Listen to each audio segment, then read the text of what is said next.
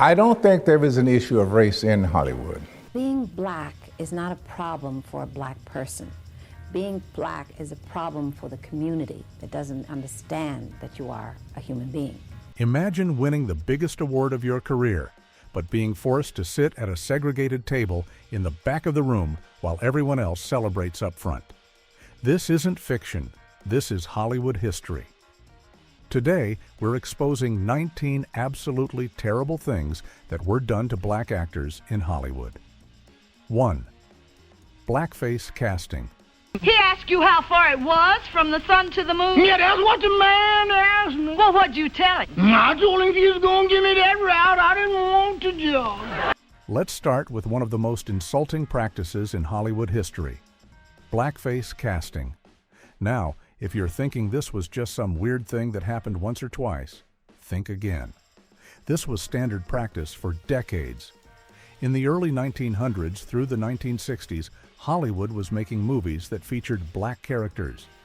But instead of hiring actual black actors, talented performers who could bring authenticity and dignity to these roles, studios would take white actors, paint their faces with dark makeup, exaggerate their features with prosthetics, and have them play caricatures of black people. The most famous example? The Jazz Singer from 1927, where Al Jolson performed in blackface. This film is literally considered the first talkie, a landmark moment in cinema history, and it's built on this deeply racist practice. But it didn't stop there. Throughout the 1930s and 1940s, major Hollywood stars would regularly appear in blackface. Mickey Rooney did it, Judy Garland did it, even Shirley Temple did it as a child star. These blackface performances typically showed black people as lazy, unintelligent, subservient, or comical. They weren't real characters with depth, dreams, or complexity. They were mockeries. And audiences ate it up because they'd been conditioned to see black people as less than human. The practice was so normalized that even when black actors were available and eager to work, studios didn't think twice about painting a white face instead. Why? Because racism was baked into the system. Studios believed that white audiences, who made up most of the paying customers, wouldn't accept black actors in any meaningful roles. They thought black faces on screen would hurt their box office numbers. 2. Segregated Oscars. I sincerely hope I shall always be a credit to my race and to the motion picture industry. My heart is too full to tell you just how I feel. Now let's talk about one of the most shameful moments in Academy Awards history, and that's saying something. The year was 1940, and Hattie McDaniel had just made history. She'd become the first black person ever to win an Academy Award for her role as Mammy in Gone with the Wind. This should have been a moment of pure triumph, right? A barrier-breaking achievement that showed progress was possible. But here's what actually happened. Hattie McDaniel wasn't allowed to sit with her castmates during the ceremony. She wasn't allowed to celebrate alongside the white actors she'd worked with. Instead, she was forced to sit at a segregated table in the back of the room, away from everyone else. Let that sink in. She won the Oscar, the highest honor in Hollywood, and they still treated her like a second-class citizen. The ceremony was held at the Coconut Grove nightclub in the Ambassador Hotel in Los Angeles, and the hotel had a strict no blacks policy. The film's producer, David O. Selznick, had to call in a special favor just to get Hattie into the building at all. Even then, she couldn't sit with the rest of the Gone with the Wind cast and crew. She sat with her escort at a small table against the wall, segregated from the celebration. And here's the thing that makes it even worse. Hattie McDaniel was playing a slave in Gone with the Wind. The role itself was controversial within the black community. Many black Americans at the time criticized her for accepting roles that perpetuated stereotypes: the happy slave, the devoted servant who loved her white masters. McDaniel defended herself by saying it was better to play a maid and get paid $700 a week than to be won for $7. 3. Typecasting. As servants.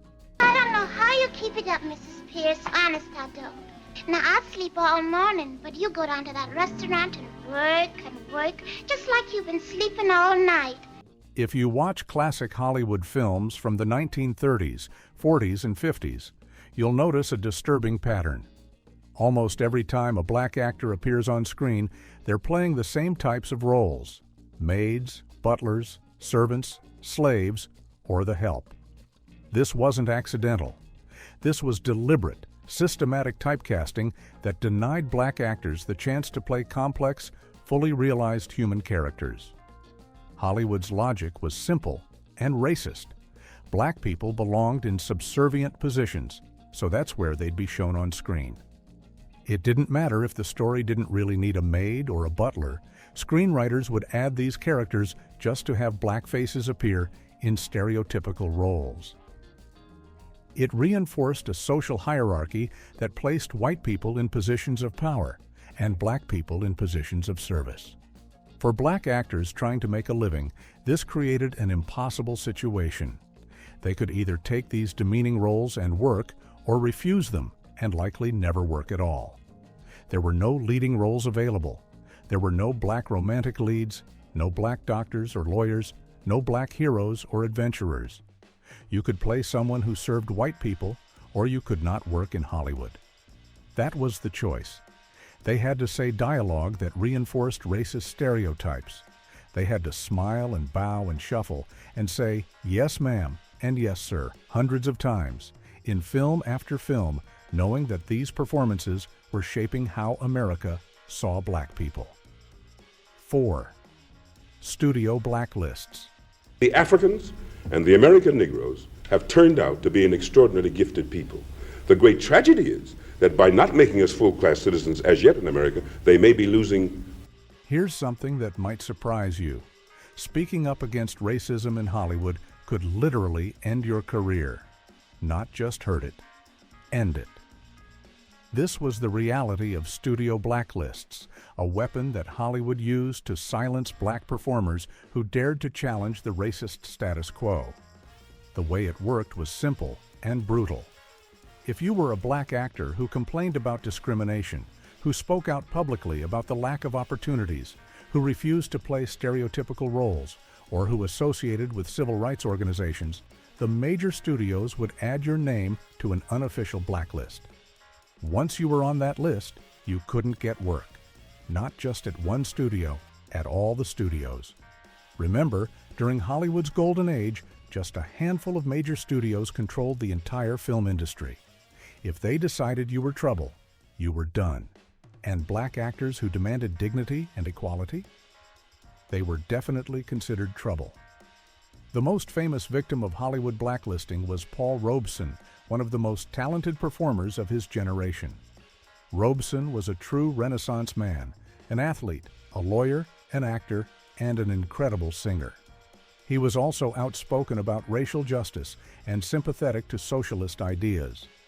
In the 1940s and 50s, during the Red Scare and McCarthy era, his political beliefs and activism made him a target.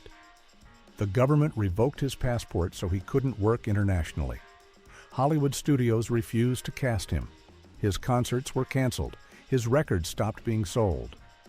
Here was a man with extraordinary talent, someone who could have had a thriving career for decades, and he was effectively erased from American entertainment because he refused to stay quiet about racism.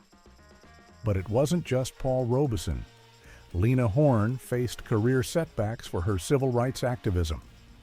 Dorothy Dandridge struggled to find work after being labeled difficult for demanding better roles and fair treatment.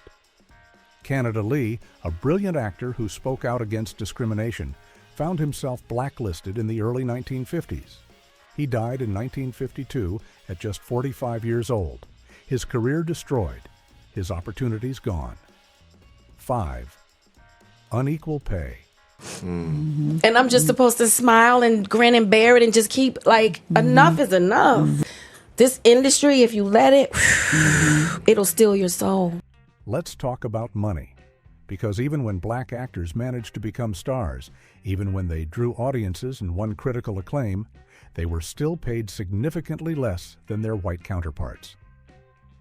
Sidney Poitier, who became the first black man to win the Academy Award for Best Actor in 1964, was routinely paid less than white actors with similar or lesser star power. In the 1960s, when he was one of the biggest box office draws in Hollywood, he still had to fight for pay that was remotely comparable to that of white leading men. Even at the height of his fame, he wasn't making what someone like Paul Newman or Steve McQueen was making, despite having similar box office appeal. Halle Berry, who in 2002 became the first black woman to win the Best Actress Oscar, has spoken openly about the pay disparity she faced. Despite this historic achievement, something that should have increased her market value enormously, she continued to be offered significantly less money than white actresses with similar credentials. In fact, after winning her Oscar, she noted that her asking price didn't increase nearly as much as it would have for a white actress with the same achievement. The pay gap affected everyone, from newcomers to established stars.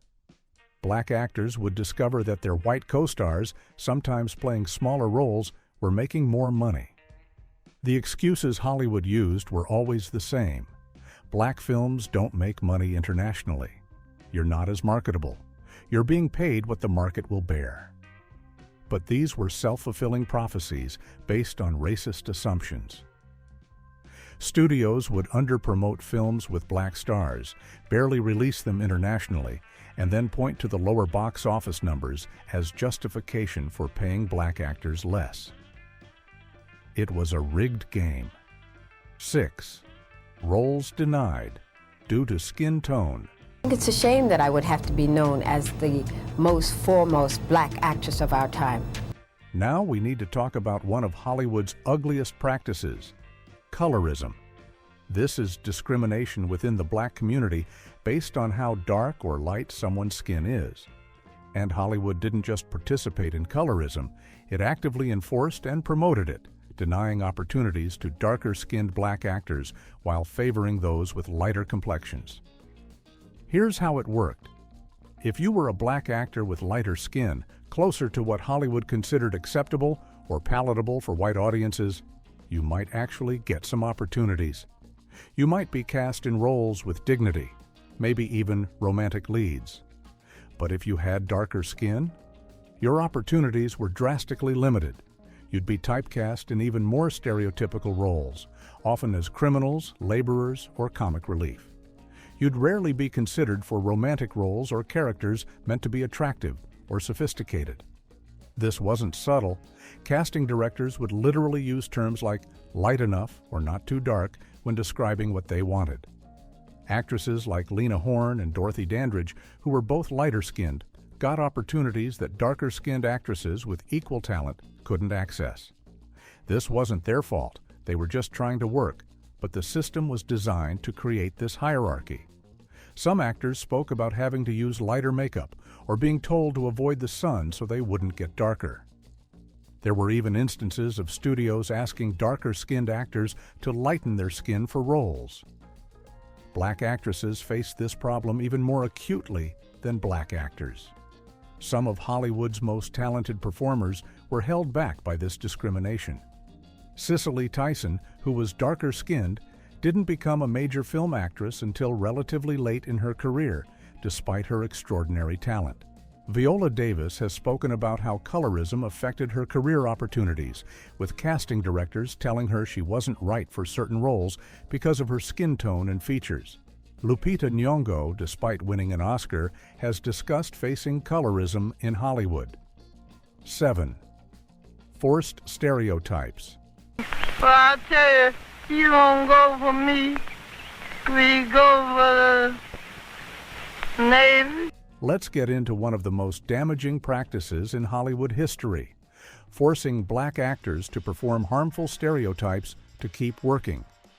We're talking about studios requiring black performers to exaggerate offensive characteristics, laziness, stupidity, hypersexuality, violence, cowardice, or face unemployment. The stereotypes Hollywood demanded came from the worst traditions of racist propaganda. There was the mammy figure, an overweight, asexual black woman who existed only to care for white families. There was the Sambo or Coon character, a black man who was lazy, foolish, and simple-minded. There was the Jezebel, a hypersexualized black woman with loose morals. And there was the Brute, a violent, aggressive black man who posed a threat to white society. Take Lincoln Perry, known professionally as Stepin Fetchit. He became one of the first black actors to become a millionaire, but he did it by playing the most extreme version of the lazy, slow-witted black man. His characters shuffled, slouched, spoke in broken English, and acted confused by simple concepts. Perry defended his work, saying he was taking racist expectations and getting paid well for it, but many in the black community saw his performances as deeply harmful. The truth is, he was trapped in a system that gave him no good options. Or consider Willie Best, who appeared in over 100 films, almost always playing scared, superstitious characters. He was so typecast in these roles that he became known as Sleep and Eat. Despite being a talented actor, he spent his entire career reinforcing the idea that black men were cowardly and foolish. He didn't want to play these roles. He wanted to act, and these were the only roles available. 8. Exclusion from unions.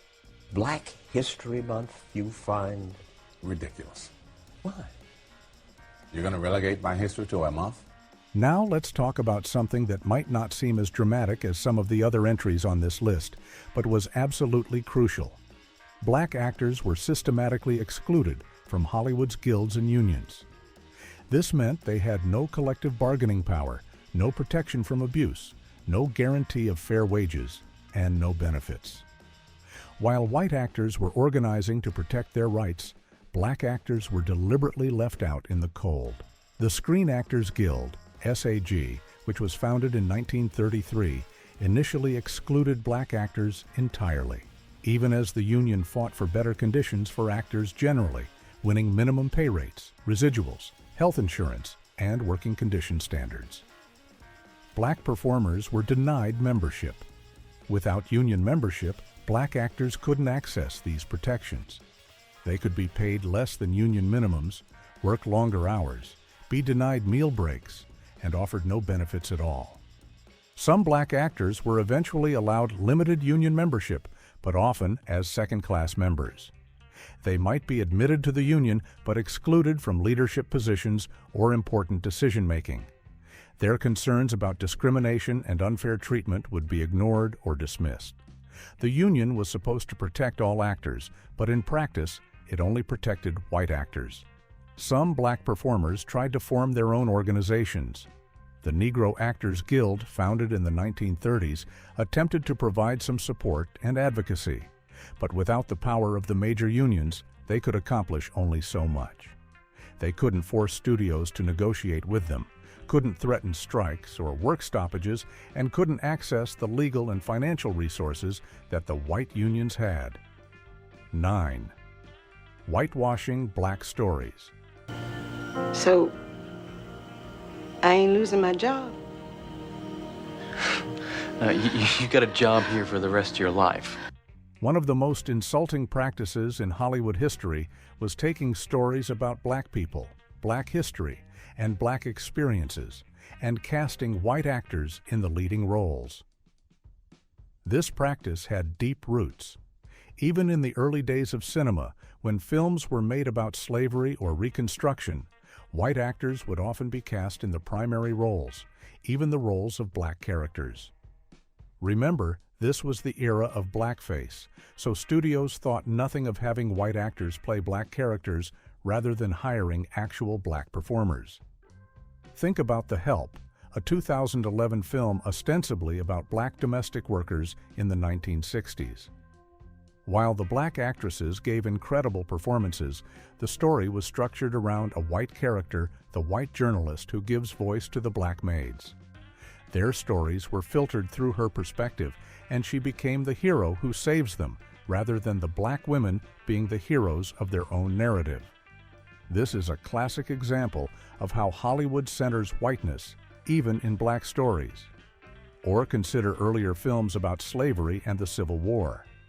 Birth of a Nation, 1915, one of the most technically groundbreaking films ever made, portrayed black people, mostly played by white actors in blackface, as villains and the Ku Klux Klan as heroes. This wasn't just whitewashing, it was a complete historical inversion. But even less overtly racist films about this period often centered white characters as the moral actors, while black characters were passive victims waiting to be saved. 10. No on-screen romance. Besides, we've just met, so I think I better take you and buy you that onion soup. I think you'd better.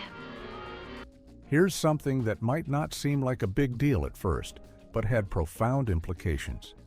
Black actors were systematically denied love stories. They couldn't play romantic leads. They couldn't have on-screen relationships.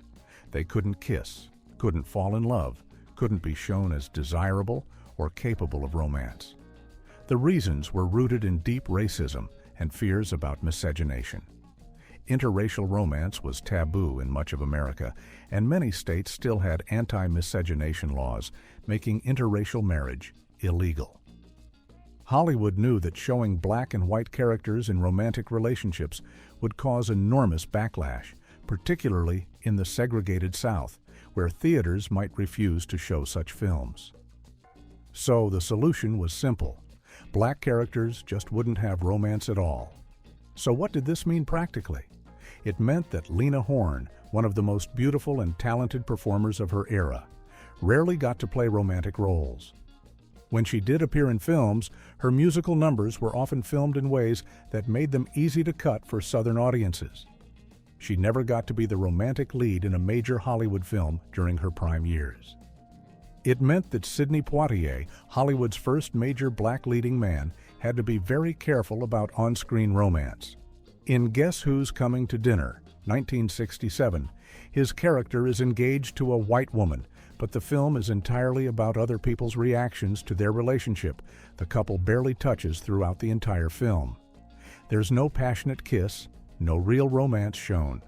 The film is progressive for addressing interracial marriage at all, but it's also extremely careful not to actually show black and white romantic intimacy. 11. Awards snubs. This year they honor a man who qualifies in all three areas and who is also unique in the history of film. They call him Sidney Poitier. Let's talk about recognition, or rather, the lack of it. Despite delivering groundbreaking, powerful, technically brilliant performances, black actors were repeatedly overlooked at the Oscars and other major awards shows. The numbers tell a stark story. From the first Academy Awards in 1929 until Hattie McDaniel's win in 1940, no black actor was even nominated. After McDaniel, it was another 9 years before another black actor, Ethel Waters, received a nomination. The gaps between black nominees and winners stretched for years, sometimes decades. These weren't accidents. They were the result of an industry that fundamentally didn't value black talent. Consider some of the most egregious snubs. Paul Robeson, one of the greatest actors of his generation, was never nominated for an Oscar despite extraordinary performances. Lena Horne, Dorothy Dandridge, and Diahann Carroll, all groundbreaking performers, received minimal recognition from the Academy. The award snubs happened at every level. Black actors would deliver career-defining performances that critics praised, that audiences loved, that objectively met every standard for recognition, and they'd be ignored completely during award season. Meanwhile, far less impressive performances by white actors would receive nominations and wins. 12. Censorship in the South. So if I'm not black enough, and if I'm not white enough, and if I'm not man enough, then tell me, Tony, what am I? Now we need to talk about one of the most shameful aspects of Hollywood's treatment of black actors: the industry's willingness to censor or completely ban films featuring black stars to appease racist Southern audiences and theater owners. This meant that even when black actors managed to work, their performances would literally be cut from films, or entire movies would be banned in large parts of the country. Here's how it worked. During the era of segregation, Southern states had enormous power over what films played in their theaters. Theater owners in these states would refuse to show films that violated their racist sensibilities, particularly films that showed black people in dignified roles, films that featured interracial interactions as equals, or films that didn't reinforce white supremacy. Rather than stand up to this censorship, Hollywood studios accommodated it. Lena Horne's career provides a perfect example of how this worked. When she was cast in MGM musicals in the 1940s, the studio specifically filmed her musical numbers in ways that made them easy to cut from the film. She'd perform isolated songs that weren't integrated into the plot, so Southern censors could remove her entirely without affecting the story. But it wasn't just about cutting musical numbers. Entire films with black stars were banned in the South or had to be heavily edited. When Paul Robeson made films, they often couldn't be shown in Southern states at all. His very presence on screen was considered too threatening, too dignified, too powerful for white Southern audiences to accept. So rather than fight for these films to be shown, studios would often avoid casting black actors in significant roles in the first place, knowing it would hurt the film's distribution. 13. Token roles. Oh, okay, no bullshit. You want to kill yourself? Oh, for Christ. Shut up! Yes or no? You want to die? Yes or no? Let's talk about tokenism, the practice of including exactly one black actor in a cast just to check a diversity box, giving them minimal screen time, no character development, and usually making them the first character to die or disappear. This practice was Hollywood's way of pretending to be inclusive while actually changing nothing substantial about their racist casting practices. Tokenism became especially prevalent from the 1970s onward as social pressure mounted for Hollywood to be more inclusive. But instead of genuinely integrating their casts and telling diverse stories, studios would just add a single black character to otherwise all-white ensembles. This character would typically have a few lines, would rarely be central to the plot, and would often serve primarily to help the white protagonists. Think about action movies from the 1980s and 1990s. How many of them had exactly one black character in a cast of 8 or 10? That character would usually be the funny one or the tough guy, would have 1 or 2 scenes that developed their personality, and would then either disappear from the story or die heroically to motivate the white hero. It was such a consistent pattern that it became a trope people could predict. 14. Erasure in credits. I love you. That gives me the right That'll give you no right to own me. There's only one that does. That's me, myself. Now we need to address one of the most dehumanizing practices in Hollywood, the exoticization of black actors, particularly the hypersexualization of black women, and the portrayal of black men as inherently dangerous or threatening. This practice reduced black people to racist stereotypes about their sexuality and violence, denying them the ability to be seen as normal, complex human beings. Dorothy Dandridge, despite being a talented actress, was persistently cast in roles that emphasized her sexual appeal. While this might seem like just standard Hollywood objectification that affects all actresses, the difference was the specific racist undertones. She was portrayed as an exotic temptress, someone whose sexuality was both alluring and dangerous, someone who existed outside respectable society. White actresses could play ingenues, mothers, professionals. Dorothy was almost always sexualized. Pam Grier in the blaxploitation era of the 1970s faced similar issues. Yes, she became a star, but primarily by playing hypersexualized action heroes. While she brought strength and charisma to these roles, the fact remains that Hollywood was comfortable giving black women leading roles primarily when those roles emphasized their bodies and sexuality rather than their full humanity. 15. Career threats for activism. I've wined and dined on mulligan stew and never asked for turkey. Here's something that might shock you. In the early days of Hollywood, many black performers who made significant contributions to films were left completely uncredited. Their performances appeared on screen, sometimes in important roles, but their names never appeared in the credits. They were literally erased from the historical record of cinema, denied even the basic acknowledgement of their work. This wasn't accidental. It was a deliberate practice that reflected Hollywood's view that black performers weren't real actors worthy of recognition. They were considered interchangeable, unimportant, and not deserving of the basic professional courtesy of a credit. While white actors, even those in tiny roles, would receive credit, black performers in substantial parts would be listed as anonymous. Many black extras and bit players were never credited, which was somewhat common for all races in very small roles. But the erasure went far beyond extras. Black actors with speaking parts, with musical numbers, and with significant screen time would still be left uncredited. They'd appear throughout a film, sometimes in roles essential to the plot, and their names wouldn't appear anywhere. Musical performers faced this problem particularly acutely. Black musicians and singers would provide the entertainment in films. Their talent would literally be the attraction, but they wouldn't be credited. Their performances would be integrated into the film, audiences would enjoy them, but the performers would remain anonymous. 16. Delayed recognition.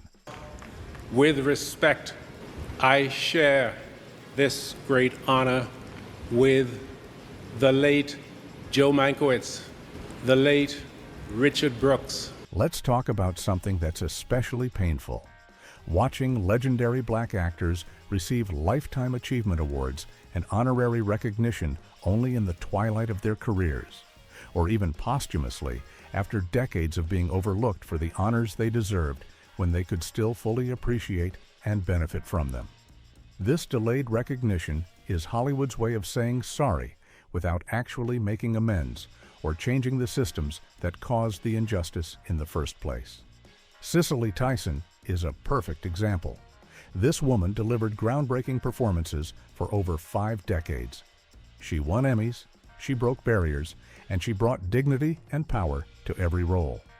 But she didn't receive an honorary Oscar until 2018, when she was 93 years old.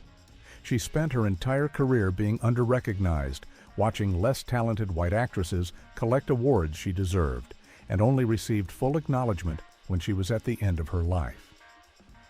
James Earl Jones, one of the greatest actors in American history, didn't receive a Lifetime Achievement Oscar until 2011, when he was 80. This is a man who gave us Darth Vader, Mufasa, and countless incredible stage performances. He should have been showered with honors throughout his career, but instead had to wait until he was elderly to receive full recognition. Ruby Dee and Ossie Davis, who had careers spanning over 50 years each, didn't receive major Lifetime Achievement recognition from the film industry until very late in their lives. These were legendary performers who'd broken barriers, created opportunities for others, and consistently delivered excellent work, but the industry took decades to properly honor them. 17. Industry gatekeeping.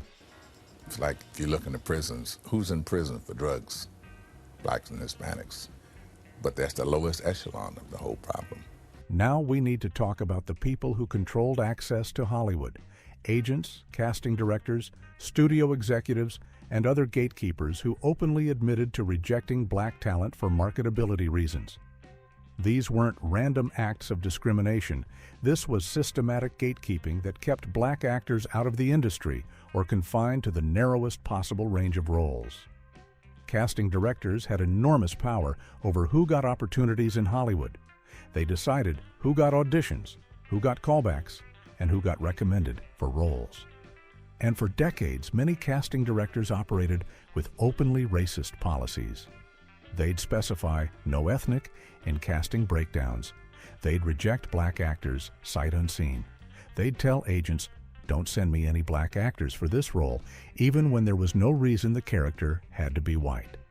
The excuses were always the same: not marketable, won't play internationally, not relatable to our core audience, not what audiences expect. These phrases were code for racism, ways to exclude black actors while pretending the decisions were based on business rather than bigotry. But they were just excuses to maintain white dominance in Hollywood. Some agents would explicitly tell black actors, "I can't sell you. Studios won't cast you. You're not marketable." They'd refuse to represent talented performers, not because those performers lacked ability, but because the agent didn't want to do the harder work of challenging industry racism. It was easier just to represent white actors and maintain the status quo. 18. Unequal marketing. Are you the Black Hope? I'm black and I'm hoping. Any idea, Jack, why you smile when you're fighting? I'm a happy sort of person and it always feels good, huh? Here's something that might surprise you. Even when black actors were cast in major roles, studios would often minimize or completely erase them from movie posters, trailers, and promotional materials, particularly for international marketing. This practice revealed that Hollywood wanted to use black talent to make their films, but didn't want to actually show black faces when selling those films to audiences. The pattern was consistent and insulting. A black actor might be one of the leads in a film with significant screen time and importance to the story, but the poster would feature only the white actors. Or the black actor would be made smaller, pushed to the edges, or placed in the background while less important white actors were prominently featured. John Boyega's experience with Star Wars, The Force Awakens, is a well-documented example. Despite being one of the main characters, his image was significantly reduced or removed entirely on promotional materials for the Chinese market. Disney claimed this was because of market preferences, but what it really showed was their willingness to erase black actors to avoid supposedly losing racist audience members. This happened across multiple films in international markets, particularly in China, which became increasingly important to Hollywood's bottom line. Studios would create alternate posters with black actors minimized or removed. They'd edit trailers to reduce black presence. They'd market films as if they starred only white actors, even when that was misleading about the actual film's content. But it wasn't just international marketing. Even in the U.S., black actors were often given less prominent placement in promotional materials than their importance to the film warranted. A black actor might be the second lead, but appear fourth or fifth on the poster. They might have equal screen time with a white co-star, but receive much smaller billing. 19. Police brutality on set.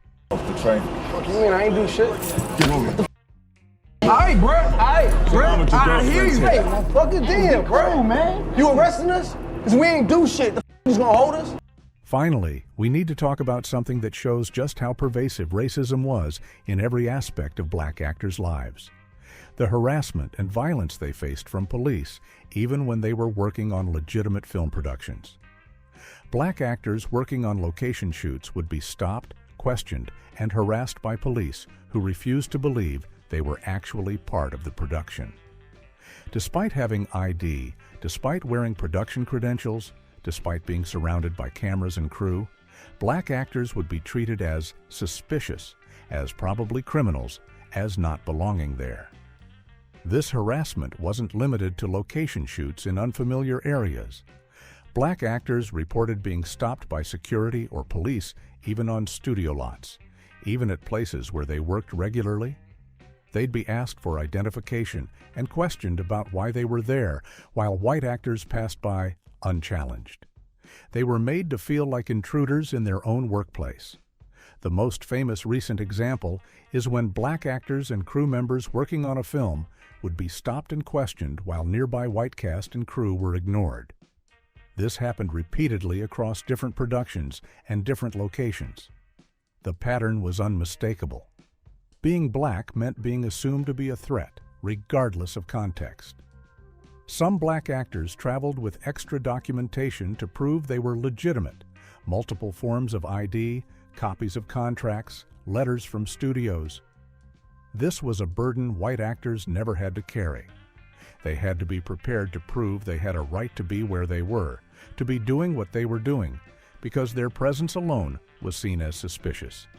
If you found this eye-opening, hit that like button, drop a comment with your thoughts, and of course, make sure you subscribe so you don't miss the next deep dive we've got coming your way.